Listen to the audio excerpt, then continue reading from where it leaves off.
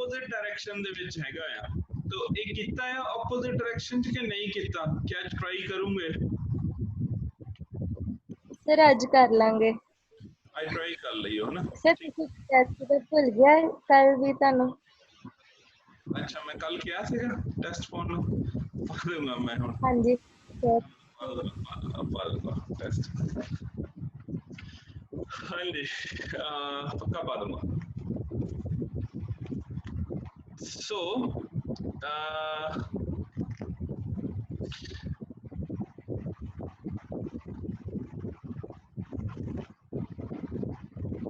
एक ना definition of ampere लिखो next study definition of ampere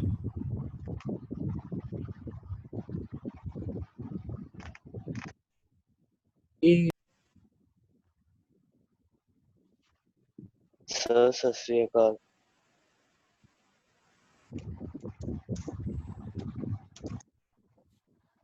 ampere ठीक है तो पेपर च अगर ना डेफिनेशन ऑफ एम्पियर आउंदी आ ते आपां आ वाली डेफिनेशन लिखनी है जिहड़ी हुण करन जा रहे हैं आपां ठीक है सो जदों असी डेफिनेशन यूनिट नूं डिफाइन करदे आ तो सारा आपां किदां करदे हैगे आ कि 1 1 पुट कर दिंदे आपां सारा कुछ ठीक है सो इत्थे अपने कोल की आ फोर्स ठीक है तो करंट नूं आपां की डिफाइन करना एम्पियर तो इत्थे आपां जिहड़ा हैगा आ करंट कितना पुट कर दांगे 1 एम्पियर I1 I2 जिहड़ा हैगा आ ये भी कितना हो जाऊगा 1 ampere divide by distance E तो ये अपने कोल कितना हो गया 1 metre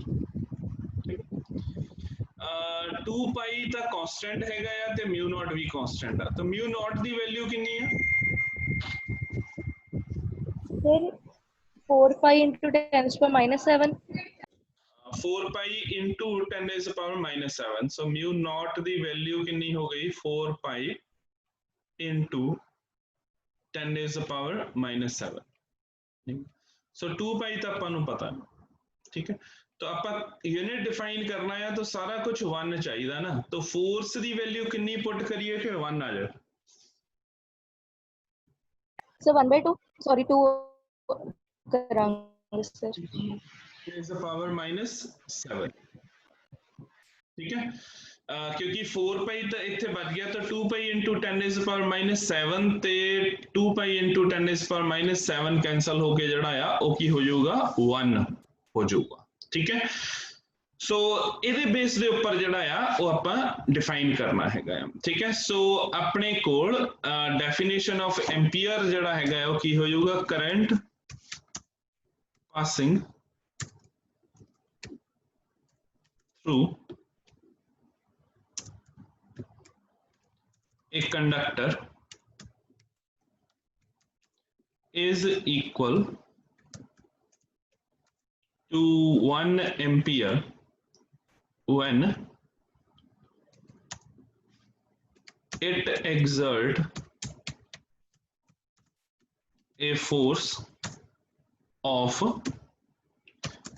2 into 10 is power minus 7 Newton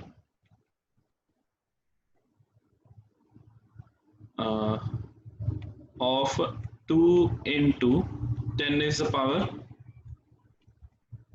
minus 7 Newton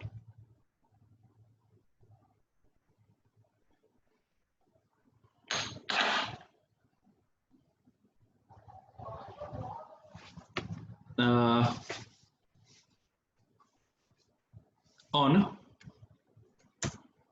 similar conductor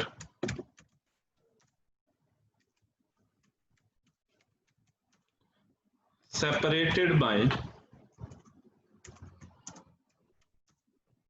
unit distance in vacuum ठीक है सो ये जड़ी हैगी आ वो अपने कोल डेफिनेशन ऑफ एम्पीयर हैगी आ ठीक है तो अगर एक ਆਪਾਂ डेफिनेशन ऑफ एम्पीयर ਕਿਹੜੀ ਕੀਤੀ ਸੀਗੀ ਕੂਲਮ ਵਾਲੀ ਜਿਹੜੀ ਹੈਗੀ ਆ ਕਿ current is equal to 1 ampere when charge of 1 coulomb is passed through the conductor for 1 second ठीक है तो एक साडे कोल इत्थे आ, ठीक है। जदों भी ये साडे कोल डेरिवेशन आउणी आ तां नाल ही अपने कोल ये डेफिनेशन ऑफ एम्पीयर जिहड़ी हैगी आ वो आउणी हैगी आ, ठीक है। सो नोट कर लो।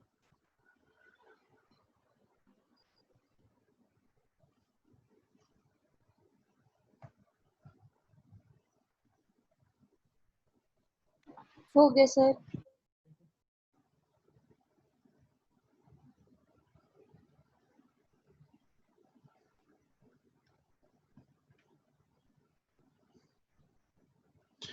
सो नेक्स्ट लिखियो जी हेडिंग,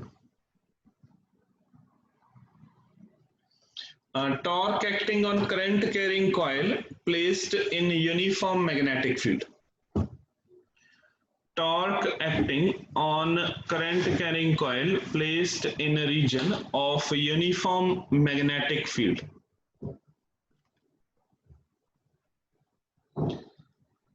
अगर कोई स्ट्रेट कंडक्टर है, ठीक है, से पी क्यू,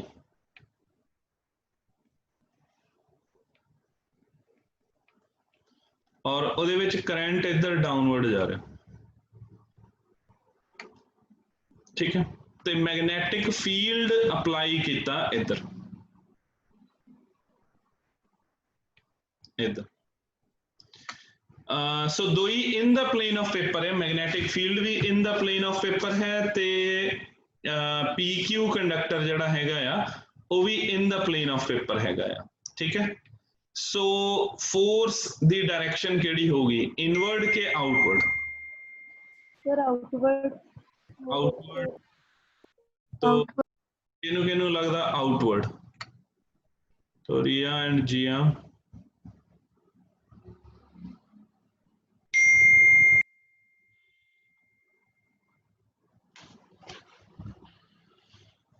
हाँ जी, लविका, रवीना, अर्पित, तान्या, सो होर किनु किनु लगदा?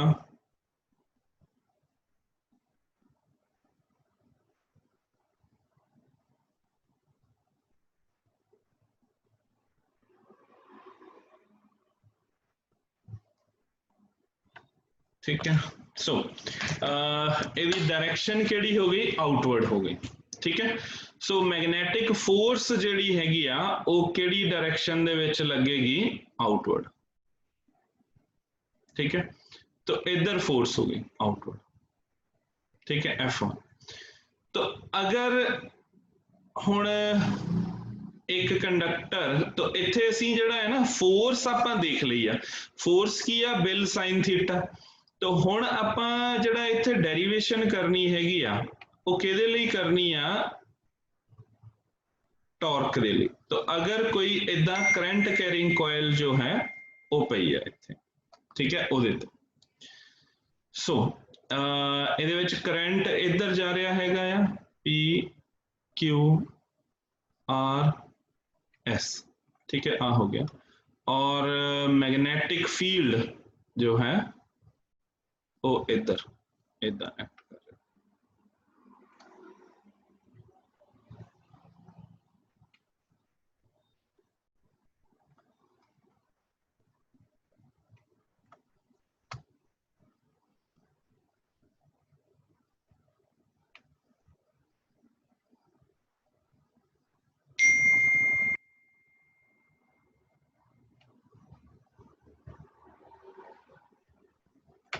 सो ठीक है। सो मैग्नेटिक फील्ड इधर एक्ट करता पिया, बी वैक्टर, करंट इधर जा रहा हैगा आ, ठीक है। तो असी फोर्स जिहड़ी हैगी आ वो देखनी है।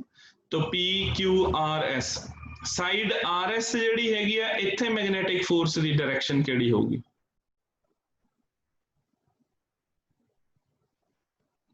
Side R S inward inward हो जाएगी, ठीक है। तो इधर जिहड़ी फोर्स हैगी आ ये की हो गई आउटवर्ड, इधर फोर्स जिहड़ी हैगी आ ये की हो गई इनवर्ड। और ये दो ही केसेस जिहड़ियां होणियां आ ये perpendicular to the plane of paper होनी। आ जिहड़ियां दो साइड दे उपर फोर्सेस लगणियां आ ये डाउनवर्ड ते अपवर्ड लगणियां हैगियां आ, पर ये जड़ियां फोर्सेस हैगियां आ ये in the plane of paper जड़ियां आ वो लगनियां है। तो इत्थे फोर्स हो गई F1, इत्थे फोर्स हो गई F2 ते इत्थे फोर्स हो गई F3 ते इत्थे फोर्स हो गई F4। ठीक है, डायग्राम बना लीजिए जी।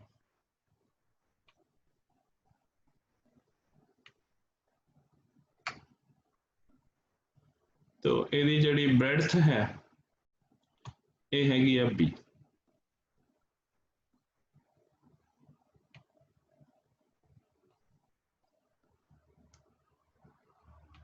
लेंथ L है, ब्रेडथ B है।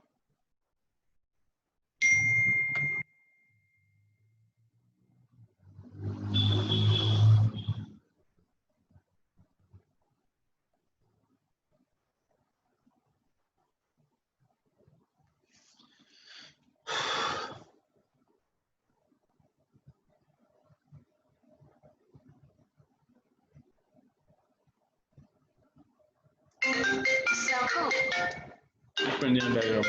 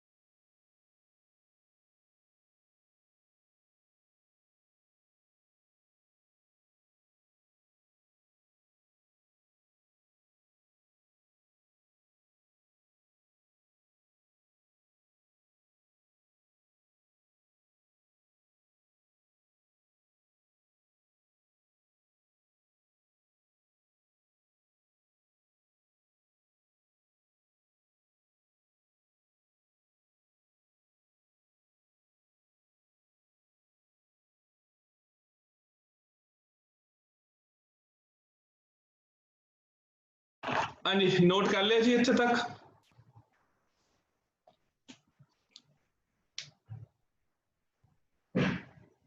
हाँ जी डन जी। नहीं नहीं सर करते पे हो गया सर। चलो कोई नहीं, एक बारी कर लो डाउन।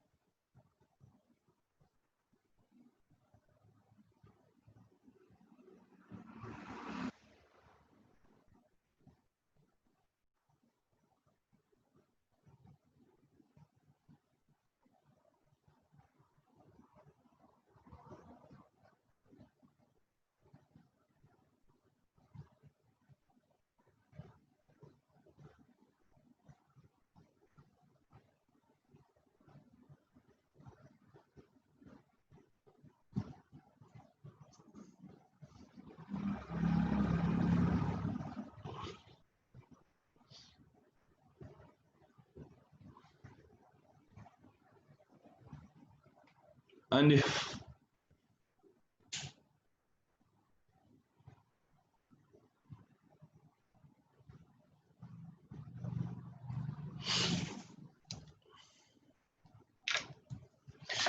एंगल तो 90 है ना पी क्यू ते मैग्नेटिक फील्ड दे विच, ये तो पता है ना।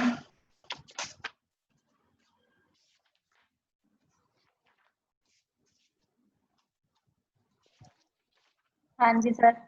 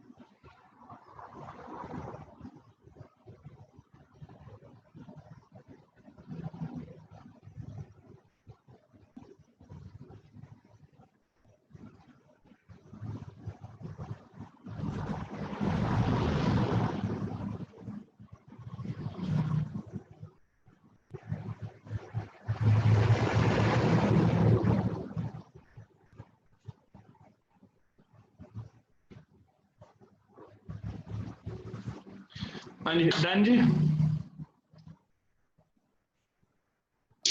हाँ जी सर। मैग्नेटिक फोर्स की डायरेक्शन आउटवर्ड है ना, इनवर्ड नहीं है। इत्थे मेरा ख्याल इनवर्ड लिखा है ना, आउटवर्ड है कि इनवर्ड है?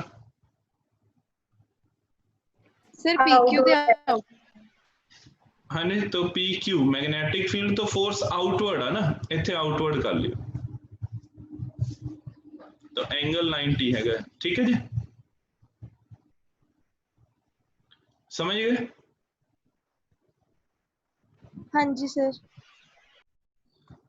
सो force on side Q R due to magnetic field, तो क्यू आर ते बी ਇਹਦੇ ਵਿੱਚ एंगल कितना है?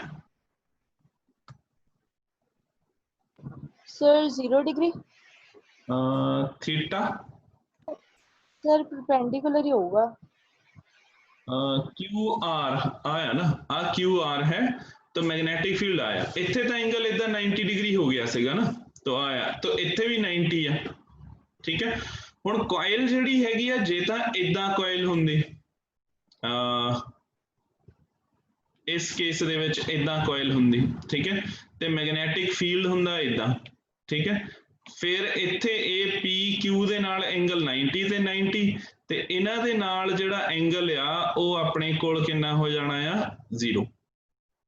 ठीक है तो आ हो गया 0। ठीक है पर इत्थे जिहड़ा हैगा हुण की हैगा आ कि कॉइल जो है वो थोड़ी जी इधर टर्न करती इधर।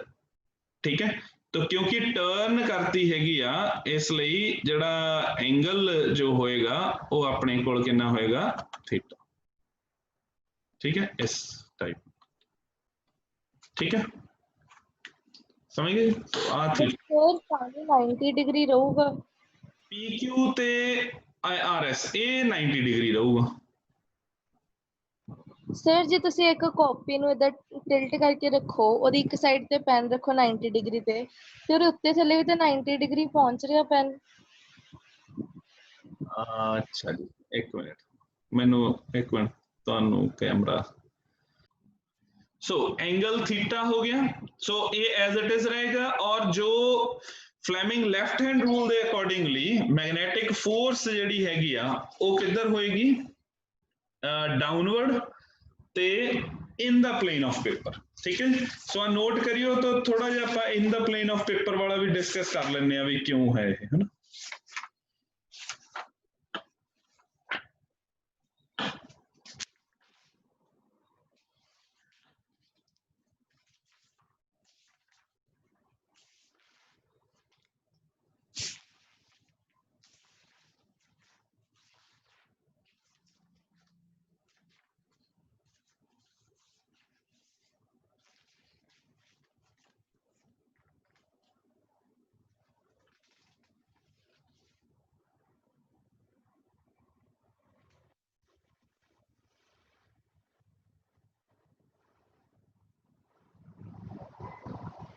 ਲਿਖਿਆ ਸਰ। ਹੁਣ ਇਹਦੇ ਵਿੱਚ ਕੀ ਹੁੰਦਾ ਕਿ ਨਾ ਆ ਜਿਹੜੀ ਸਾਈਡ ਹੈਗੀ ਆ, ਹੁਣ ਜਦੋਂ ਆਪਾਂ Fleming left hand rule apply ਕਰਦੇ ਆ, ਠੀਕ ਹੈ, Fleming left hand rule apply ਕਰਦੇ ਆ ਤਾਂ ਹਮੇਸ਼ਾ ਆਪਾਂ ਮਿਊਚੁਅਲੀ ਪਰਪੈਂਡੀਕੂਲਰ ਸਾਈਡਸ ਦੇ ਉੱਪਰ ਕਰਦੇ ਹੈਗੇ, ਠੀਕ ਹੈ। ਸੋ ਮਿਊਚੁਅਲੀ ਪਰਪੈਂਡੀਕੂਲਰ ਆ ਤੇ ਆ ਤਾਂ ਐਂਗਲ ਥੀਟਾ ਦੇ ਉੱਪਰ ਆ ਗਿਆ। ਸੋ ਇਸ ਲਈ ਆਪਾਂ ਇਹਨੂੰ ਕੀ ਕਰਨਾ ਆ, ਇਹਨੂੰ ਰਿਜ਼ੋਲਵ ਕਰ ਲੈਣਾ, QR ਨੂੰ ਦੋ ਸਾਈਡਸ ਦੇ ਵਿੱਚ ਆਪਾਂ ਰਿਜ਼ੋਲਵ ਕਰ ਲੈਣਾ। ਇੱਕ ਕਿਹੜੀ ਸਾਈਡ ਹੋ ਜਾਣੀ ਆਹ ਪੈਰਲਲ ਟੂ ਮੈਗਨੈਟਿਕ ਫੀਲਡ, ਉਹਨੇ ਦੇ ਮੈਗਨੈਟਿਕ ਫੀਲਡ ਕਿੰਨਾ ਹੋ ਜਾਣਾ, ਉਹਦੇ ਲਈ ਫੋਰਸ ਕਿੰਨੀ ਹੋ ਜਾਣੀ ਆ, 0। ਦੂਸਰਾ ਕੰਪੋਨੈਂਟ ਜਿਹੜਾ ਹੋਣਾ ਆ ਉਹ ਇੱਧਰ ਜਾਣਾ, ਪਰਪੈਂਡੀਕੂਲਰ ਤੇ ਇਨ ਦਾ ਪਲੇਨ ਆਫ ਪੇਪਰ, ਠੀਕ ਹੈ। ਸੋ ਇਹਦੇ ਵਿੱਚ ਦੇਖਿਓ ਦੱਸ ਦੋ, ਠੀਕ ਹੈ। ਸੋ ਦੋ ਫੋਰਸਿਸ ਆ, ਦੋ ਫੋਰਸਿਸ ਚੋਂ ਚਾਰ ਫੋਰਸਿਸ ਆ, F1 F2 F3 and F4, ठीक है। तो जो फोर्सेस F1 एंड F3 आ वो perpendicular to the plane of paper है, F2 ते F4 ਜਿਹੜੀਆਂ ਹੈਗੀਆਂ ਆ ਉਹ in the plane of paper ਹੈਗੀ, ठीक है।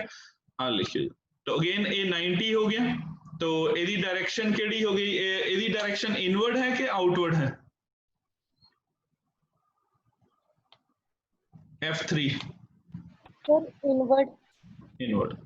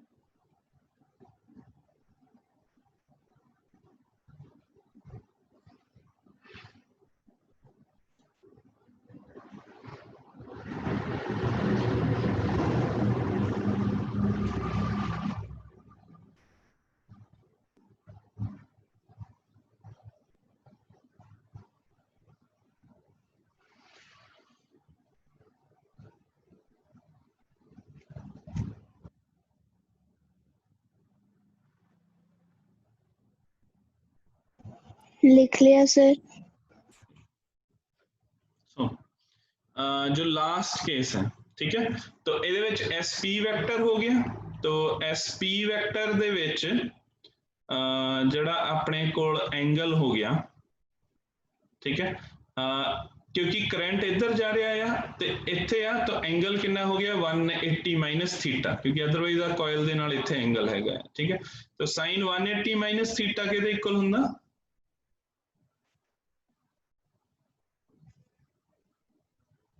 Sine theta. तो इहदी फोर्स जिहड़ी हैगी आ वो अपवर्ड हुंदी, सो नोट करिए। फिर 180 माइनस थीटा कितना होया? 180 माइनस थीटा ਇਹਦੇ ਵਿੱਚ ਕੀ ਹੋਇਆ ਕਿ ਹੁਣ ठीक है जिथे भी कॉइल आ गया तो मैग्नेटिक फील्ड दे विच, ठीक है, तो साइड आ गई कोई वायर आ गई तो उत्थे असी करंट एलीमेंट चूज करांगे आईडीएल, और आईडीएल दे नाल एंगल जिहड़ा आ वो आपां स्टडी करांगे। सिर्फ एम्पीयर सर्किट लाया जिथे असी मैग्नेटिक फील्ड दे नाल जिहड़ा हैगा आ वो एंगल चूज करांगे, ठीक है। सो नोट करिए जी।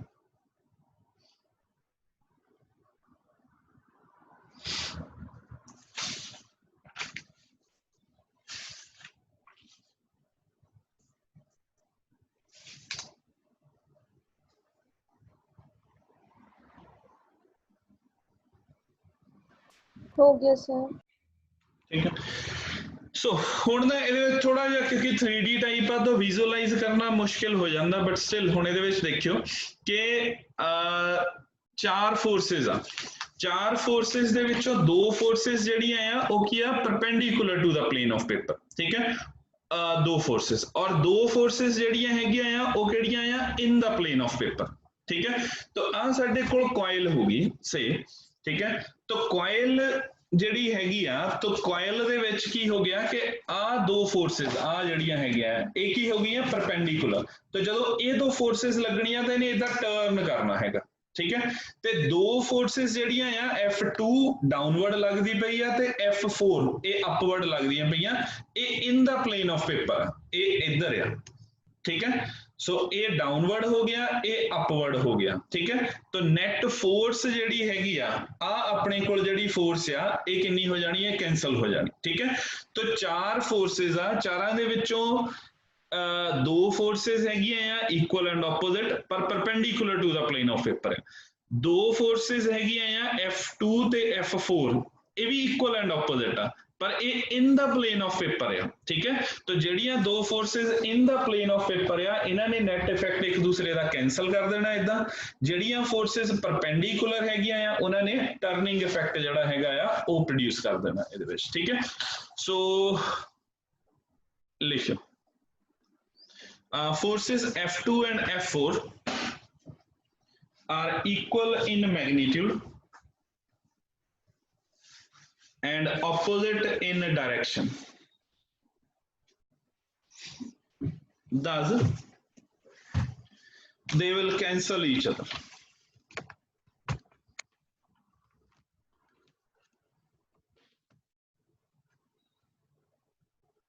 Whereas forces F1 and F3 are equal in magnitude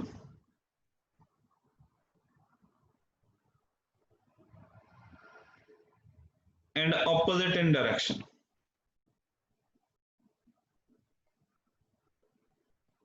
And perpendicular to the plane of paper.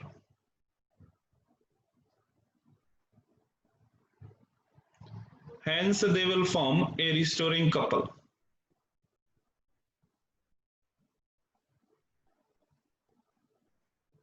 Thus, torque acting on the coil is. Note कर लिया सी ना sir? Torque acting on the coil is. Sir एक minute sir बस.